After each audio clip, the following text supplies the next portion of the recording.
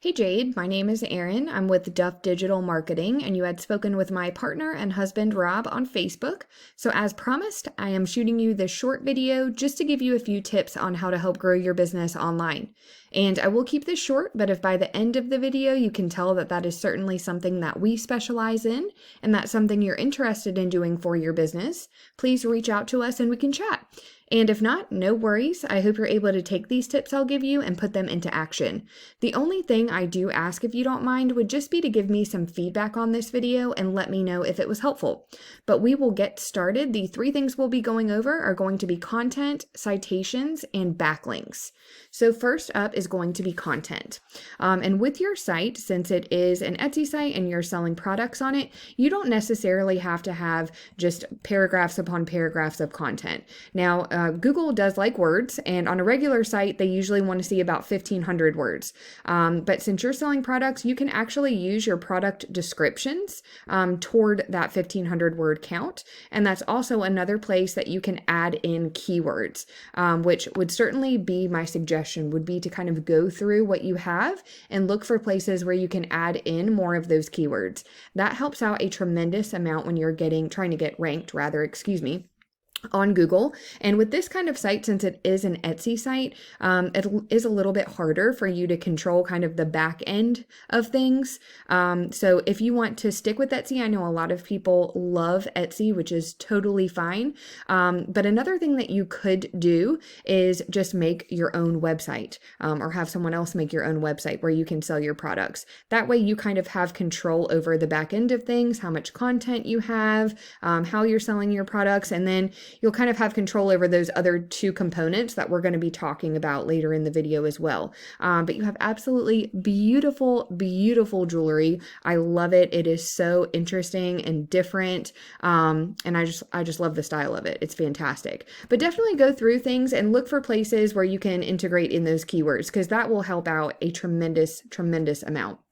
But we'll go ahead and move on to the next thing, which is citations. And I just did a quick search, and usually the first thing you'll see is this section. This is called the map pack, and citations have a lot to do with that. So a citation is basically your business name, address, and phone number listed in various directories throughout the web. And when I say directory, I really mean things like Facebook, LinkedIn, Yelp, Yellow Pages, really anywhere else that will allow a business to enter in those details. So you would want to check out where your competitors are being listed, and you want to grab those listings for your business. But then you want to double, triple, quadruple where you're found. So for instance, if your top competitor has, let's say, 10 directory listings, you want to grab those 10 and then you want to add another 20, 30, 40. That's going to have you completely dominating them in that space, but it does also help you to rank high on the maps here. So next up is backlinks, and backlinks have a lot to do with this section. This is called the organic section. And the way backlinks work is there is a website out there that has a link to your site, and it's pushing power to your site, but it's also potentially driving traffic to it. But not all backlinks are created equal. So let's say that you made some beautiful earrings for someone who owns an ice cream shop, and they're so happy with them, and because of that, they have decided that they're going to take a link from their site and push one back to yours. But their link is going to be all about ice cream, so it's not going to be very helpful to you. You would want to get links from other jewelry stores or boutiques that send a link back to your site and signal to Google that that is the industry that you're in. That's going to be a lot more powerful, but also more unique because it is relevant to your industry. And this is one of the tools that I use just so I can give you a visual representation. So it's really not showing any data for you at this time.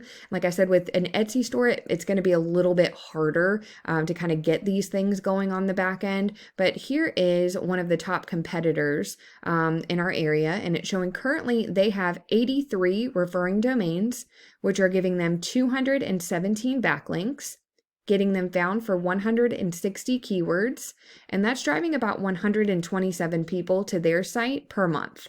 So let's take a look and we'll see what keywords they're using. And we're looking for buyer intent keywords.